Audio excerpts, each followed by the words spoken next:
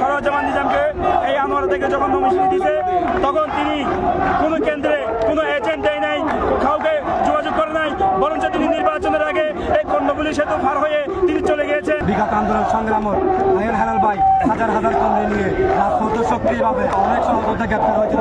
আমরা কারাবরণ করেছি, প্রায় 50 জনের উপরে আমরা কারাবরণ করেছিলাম। কালো টাকার বিনিময়ে মানুষ আবার নির্বাচন